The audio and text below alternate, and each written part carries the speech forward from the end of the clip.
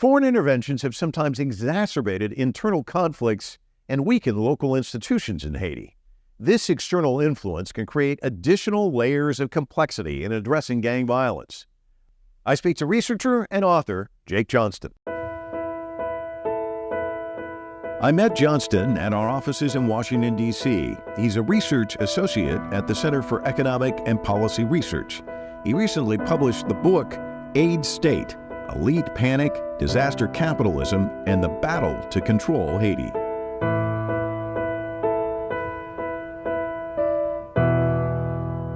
Jake, I think it's interesting, the title, because we've heard so often failed state, and you say aid state, and it's an important distinction. Talk to us about coming up with the title and the reasoning behind it. Yeah, I mean, I think you talk about failed state, and there are implications from the term, right? There are connotations. It means something, and often how it's used is basically a justification or a rationale for saying Haiti can't govern itself. I mean, Haiti can't do this on its own. And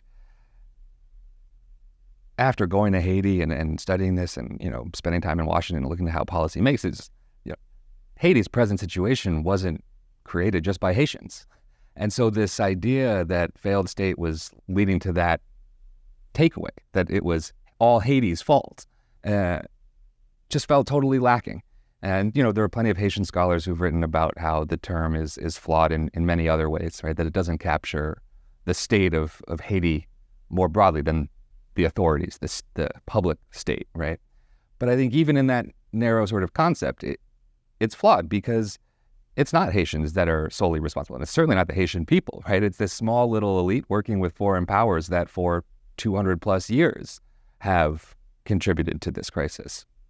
I remember a Nigerian scholar saying, when you say third world country, then there's something wrong with me. It's not, the fact that, I was colonized or that these people messed up my country or they contributed at all. So the word itself means a lot, doesn't it? Yeah, exactly. And I think, the point of aid state is to provide that context with the term, right? To say that there's something more going on here. And it's not just about Haiti. It's also about the world and how we've treated Haiti and how we've tried to help Haiti. Johnston has a bachelor's degree in economics from Boston University and a master's from Johns Hopkins University. At the Center for Economic and Policy Research, he's the lead author for the organization's Haiti Relief and Reconstruction Watch blog.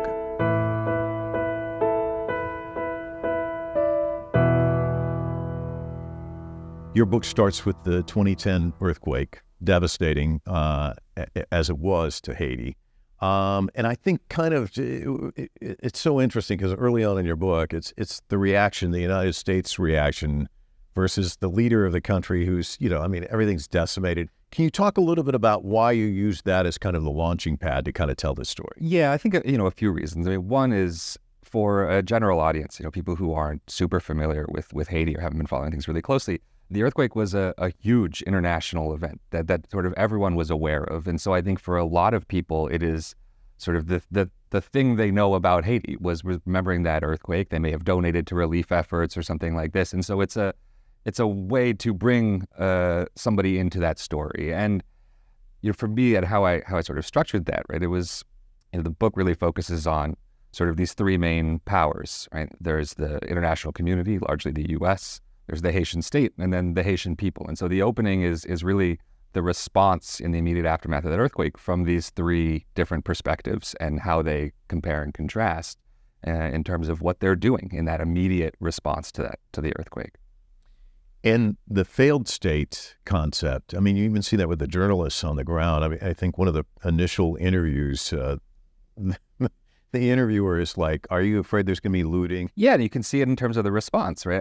There was a militarized response, and that was largely driven by a fear, right? That in the absence of some state authority, in the absence of this, order, that there would be chaos and anarchy and people would be, looting and killing, and there would be violence that would take over. And the reality is it was basically the opposite that happens. In the aftermath of a disaster, when these communities are affected, people come together, right? The first responders after the earthquake were Haitians helping each other, right? And we don't see that, right? What we see on the news were foreign teams coming in, maybe a naval ship off the coast, a helicopter dropping aid, something like this. But that's not the story of how people were actually helping each other.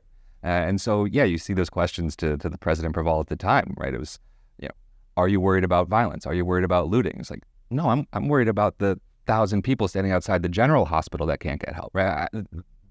These are the things that are my immediate concern. And I think,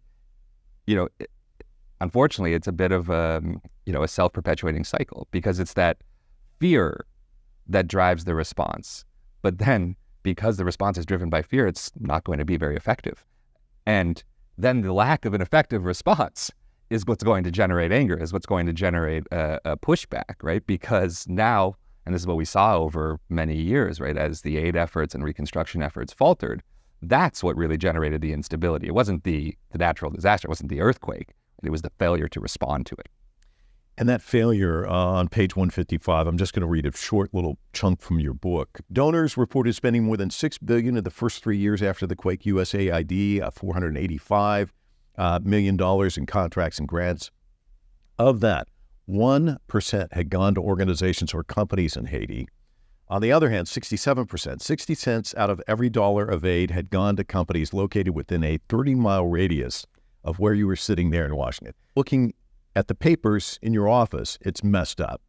But in person, how did that dovetail? Were they very similar or different? Yeah, I mean, I think, you hear these big numbers, right? And that's certainly what we were hearing, right? Just, hundreds of millions of dollars, billions of dollars pledged. And it's sort of hard to conceptualize how that money can be spent with so little to show for it, right? It's one thing to read a report, but you show up, where did the money go, right? I mean, there is not a manifestation of that money, right? You couldn't see where it went. And so, it led to more questions, right? Okay, it's not the case that all the money is just getting stolen, right? But what are the mechanisms that sort of suck this money off before it gets to the ground, right? How does it actually move from a donor, from a capital country like Washington, D.C., to the ground in Port-au-Prince? What's that trail? And what are all of the branches along the way where money comes out? And then, I think the other thing that I really came to realize, and this is how I started doing this work, was tracking the money, right? But it was also not just where the money was going, but why it was going, right? So then if it was all these foreign companies getting this money, why? Why had we designed a foreign aid system that was giving money to U.S. contractors and not to Haitian organizations? The people who are responsible for providing services to Haitians are not accountable to Haitians. And so that's going to have much bigger effect than just wasted money or ineffective aid. It undermines and erodes the very nature of a sovereign democracy. There is significant social and economic inequality in Haiti. Marginalized communities, particularly in urban slums, often lack access to basic service, education, and economic opportunities. Gangs can provide a sense of community, protection, and financial support to these disenfranchised populations.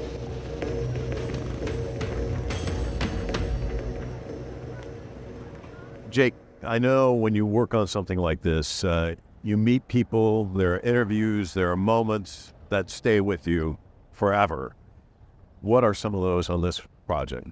Yeah, there's a lot, right? It's a decade. And I think, for me, actually, a lot of the moments that really stuck with me are moments that didn't make it into the book, right? That were maybe more personal. And I think of a trip I took to southern Haiti after Hurricane Matthew in 2016.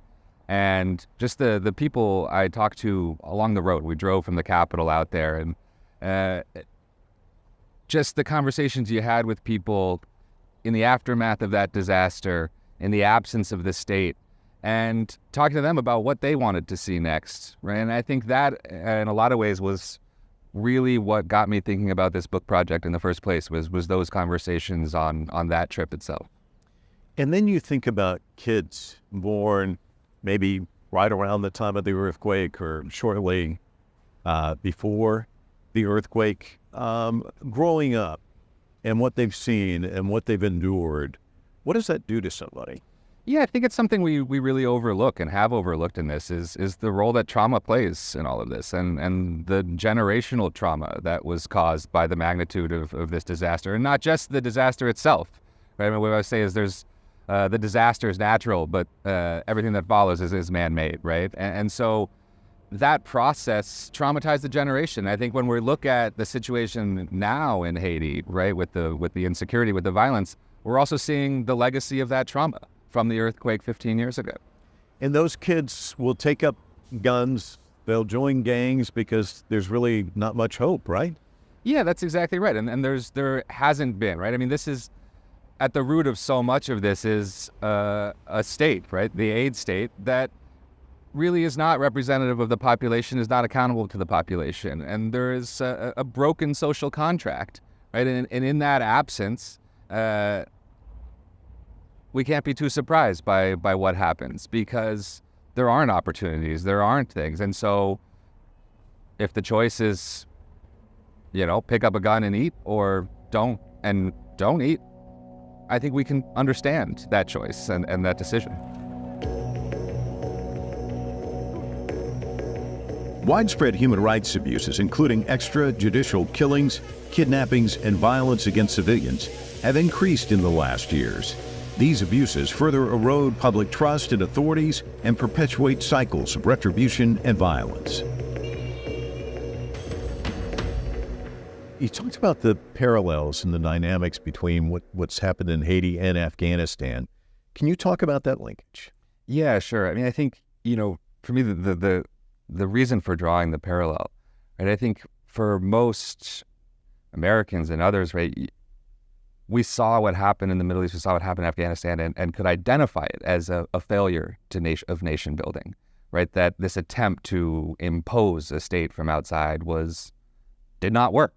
And we were all aware of those efforts, right? There were boots on the ground. It was in the media every day. And yet in Haiti, I wasn't seeing the same recognition that its failure was its own failure. It had nothing to do with this attempt. And in fact, though, over this same time period, there were foreign troops in Haiti. There was this foreign-led nation building happening in Haiti. They were trying to impose a state in Haiti in that same manner. And just as we recognized it wasn't going to work in Afghanistan, it wasn't going to work in Haiti because you can't impose a democracy. You can't create it from external sources, right? It has to have domestic legitimacy. It has to be homegrown for it to be sustainable. And so, these same things are happening. We didn't see it, right? Nobody was recognizing that same dynamic happening. I think part of that was in 2004, after the coup d'etat in Haiti, there was a large UN deployment, right? 10,000 troops on the ground that were there for the next, 15 years or so. But it wasn't U.S. troops, right? And this was a big sort of coup for the State Department and for the U.S. was to not have it be them on the ground, but to find other countries. Brazil stepped up, took the lead of that mission. And so it created some distance. And so for a U.S. audience, right, it wasn't the images of U.S. troops on the ground in Haiti that would have maybe in better ways provided some transparency or accountability or demands for such from the population here. Instead, it was, right, this wasn't our business, right? This wasn't something we were involved in, even if we were very clearly calling the shots behind the scenes. Limited access to quality education and vocational training means that many young Haitians have few prospects for upward mobility. Gangs often fill this void by offering an alternative path that leads to more violence.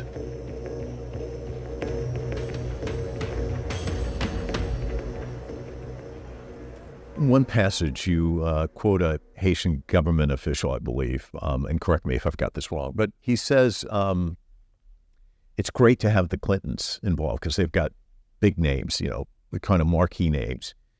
But they bring in staffers who clearly have no idea what Haiti's about or the Haitian sensibilities. And so he says, with that ignorance comes arrogance. And of course, the Haitians themselves pay for it. So I'm sure all of that's true. How do we create a system where all of that goes away? Because you kind of need those marquee names to bring in the money. But then when you bring that, then they determine who's going to come and help. Those people have no clue what's going on. And then it's...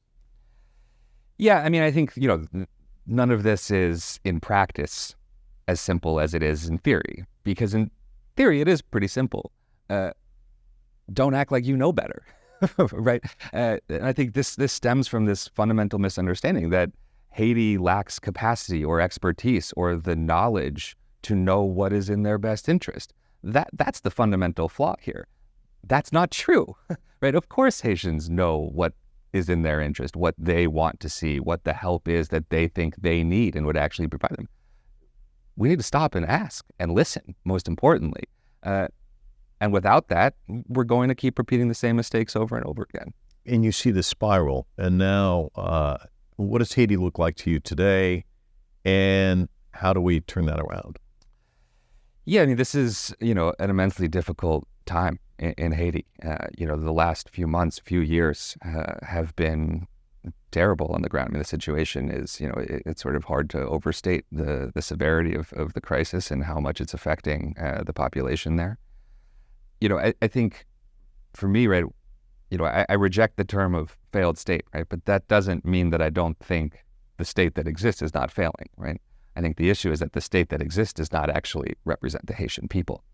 And so, I think to a certain extent, what we're seeing now is the collapse of the aid state, right? It is a system that was in place that was inherently unsustainable, that was always going to blow up. And the only thing preventing it from doing that has been generally external intervention and external force. And so I don't think we should see that as inherently a bad thing because, again, that system wasn't working. And so this isn't just about going back to where things were a few years ago or putting the train back on the tracks. If you listen to what Haitians are asking for today, it's a total change, a rupture, right? It's to build something new.